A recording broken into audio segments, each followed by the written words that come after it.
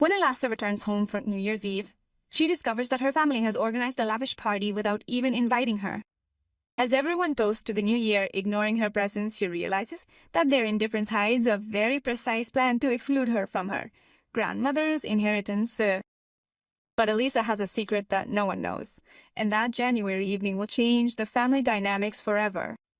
Subscribe to our channel so you don't miss true stories of revenge, justice, and personal rebirth. I placed my forehead against the window pane, feeling the icy cold of the frozen glass. From there, I looked at the colorful lights illuminating my parents' villa. From the street, I could hear the music, the laughter, the clinking of champagne glasses. It was December 31st, and inside that house they were celebrating the most sumptuous New Year's Eve that Turin had ever seen. The problem? No one had invited me. My name is Elisa Martinelli. I'm 28 years old, and that evening I finally understood what it meant to be transparent in the eyes of my family. I hadn't always been like this. As a child, I was Grandma Beatrice's favorite, the only one who understood my passion for numbers, graphs, and everything that others considered boring. She called me her little genius and would have me sit next to her during family gatherings while my father talked business and my sister Aurora showed off the latest designer dress. But Grandma Beatrice had died 6 months ago, and with her had gone the only person who had ever made me feel seen. That evening I stood outside, in my gray coat that I had bought on sale, my shoes getting wet in the melted snow, staring at the party where I didn't belong. I had driven 4 hours from Milan, where I worked as a financial analyst for a small consulting firm.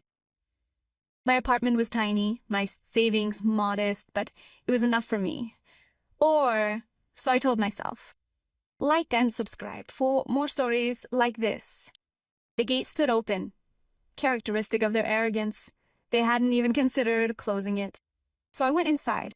With each step I took toward the house, the gravel driveway crunched noisily beneath my feet. Through the living room windows, I could see everything. The tables laden with oysters and caviar, the crystal chandeliers twinkling, the guests in evening dresses laughing with glasses of Prosecco in their hands. And there, right at the center of everything, stood Aurora, my older sister, 35 years old, elegantly dressed in a stunning red Valentino gown and with her hair perfectly styled. Next to her was our father, Giuseppe Martinelli, the owner of 3 luxurious car dealerships in the city of Turin, and mother, Paola, who was handing out fake smiles like they were candy. The front door was unlocked. I opened it slowly, and the warmth of the house overwhelmed me, along with the smell of champagne and expensive perfumes. No one noticed me right away. I stepped into the hallway, taking off my wet coat, and stopped at the threshold of the living room. Aurora was the first to see me. Her smile froze for a millisecond before recomposing itself into an expression of faint surprise. "Elisa!" exclaimed in a voice too loud, drawing everyone's attention. "I didn't know you were coming." Silence fell over the room like a heavy blanket. My father turned, his glass halfway to his lips. Mom put a hand to her chest in a dramatic gesture. "You didn't invite me," I said in a calm voice, even though my heart was pounding. "But I'm here anyway. Honey." Mom approached with hesitant steps. There was a misunderstanding. We thought I was busy in Milan with work. On New Year's Eve, I interrupted her. "Did you think I was working on December 31st? Dad set the glass down too forcefully on the table. "Elisa, this is no time for drama. We have guests." "I see it," I replied, looking around. I recognized some of their friends, businessmen, lawyers, a few local politicians. They were all watching us with ill-concealed curiosity, as if I were an actress who had gone on stage at the wrong time. "I can also see that you've used Grandma Beatrice's china, the china she had told you to reserve specifically for those special occasions, yeah." Aurora laughed nervously. "Well, New Year's Eve is a special occasion, isn't it?" "In fact," she nodded. "So special that you didn't invite her favorite granddaughter." My father's face darkened. "Elisa, that's enough? If you want to stay, stay. Otherwise, there's the door." I remained motionless, yet I went to the table where several valuable items were laid out, including a gold watch and a box of Cuban cigars, and my gaze settled on them. Grandma Beatrice's collection of antique brooches. Those brooches that she had promised me. whispering in my ear the day before she died. "I see you've already taken possession of her things, Aurora," I said, pointing to the ruby brooch pinned to her red dress. My sister stiffened. "Grandma wanted me to have them. She made that clear." "Strange," I replied, "because she told me something very different." It was then that Dad intervened, using that authoritative voice he had employed for years to silence me. "Elisa, don't start with these stories. The will has been read. Everything has been divided according to your grandmother's wishes."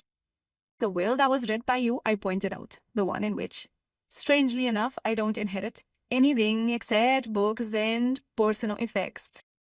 While Aurora receives the villa on the lake, you receive the shares in the company, and Mom gets the jewels." Mom took a step forward, her eyes watering. "Elisa, dear, your grandmother knew that you don't need material things. You have your own career and your independence. I laughed bitterly. As for my career, is that what you consider a simple office job? What do you think isn't even worth mentioning when you talk to your friends at Owen's?" One of the guests, Mr. Ferretti, the owner of a large restaurant chain, cleared his throat rather uncomfortably. "Maybe we should leave now?" "No," I said firmly, turning my gaze to him.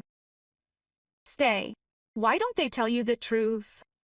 Why don't they tell you that Grandma Beatrice made a second will?" The silence that followed was deafening. Aurora turned pale. Dad clenched his jaw so hard, I could hear his teeth squeaking even from where I was. "There is no second will," Aurora said, in a trembling voice. From my bag, I pulled out an old sealed envelope of parchment paper with the red wax seal still intact.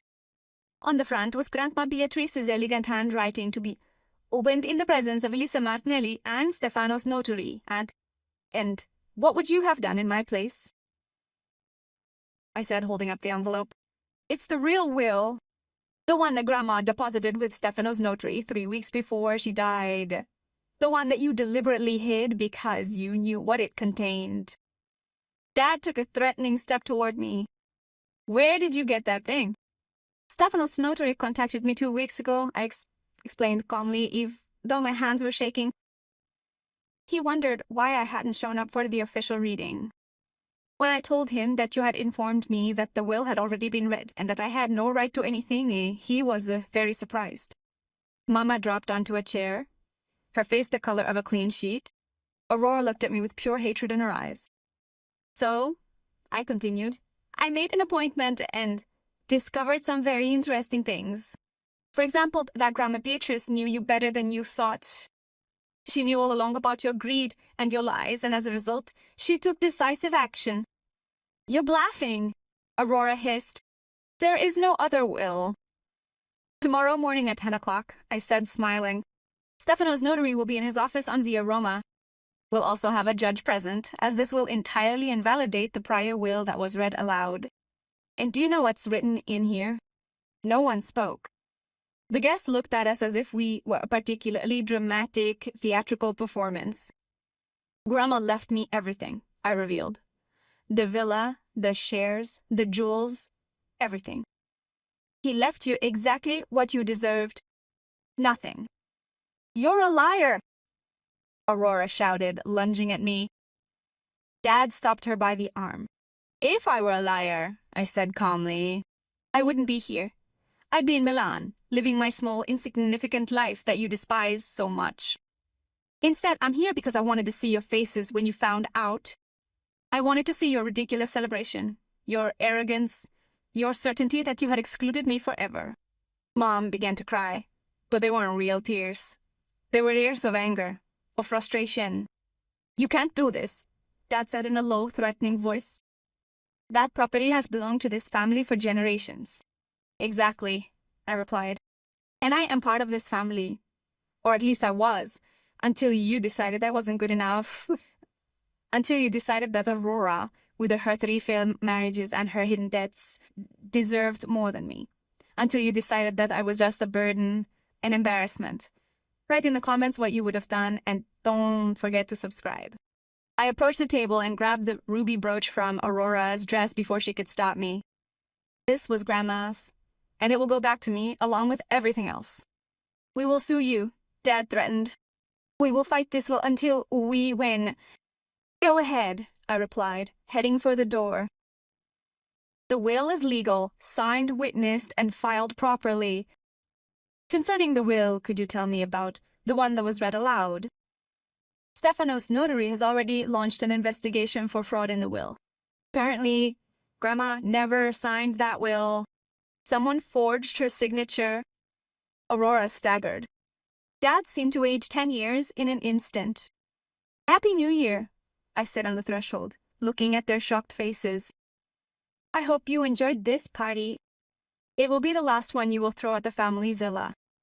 I went out into the cold January night, and for the first time in 6 months, I felt something warm inside my chest. It wasn't revenge, or at least not only that, it was justice. It was the recognition that Grandma Beatrice had seen me, understood me, loved me. The following days were chaotic. Stefano's notary publicly confirmed the existence of the second will. Investigations revealed that my father had paid a forger to create the first will, the one that excluded me. Aurora had illegally taken possession of the villa by the lake and had already begun selling it off piecemeal. Everything was stopped. Everything was annulled. The villa returned to me, along with the company's shares and the jewels. But that wasn't the real victory. The real victory came when, 3 months later, I transformed the villa by the lake into a foundation for young women who wanted to study mathematics and finance. I called it the Beatrice Martinelli Foundation, and I put all my heart into it. My father lost his reputation in the circles he loved so much. Aurora found herself forced to sell her luxurious apartment in order to settle her debts. Mama transferred to a smaller home, far from the spotlight and public eye. And I stopped being invisible. I quit my job in Milan and became the director of the foundation. Every year, on December 31st, I organize a dinner for the women of the foundation. Tonight we are using the lovely china set that belonged to our grandmother Beatrice, and we are raising our glasses to all the women who have felt unseen yet found the strength to be seen. Grandma was right. She had an understanding of my family that surpassed their own self-awareness. And in her final act of love, she bequeathed to me not only material possessions, but a gift of incomparably greater value. Proof that someone had seen me, really seen me for my entire life. Returning to my car parked outside the villa that New Year's Eve, I discovered a small note resting directly on my windshield. Written in her shaky handwriting, it was almost certainly one of the last things Grandma ever wrote right before she died.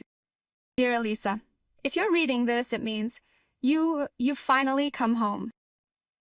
I couldn't give you much in life, but in death I can give you everything. Not for the money, but because you're the only one who understands what it means to build something with your own ingenuity, not with arrogance. You're the only one who's ever really listened to me. Use what I leave you to be happy.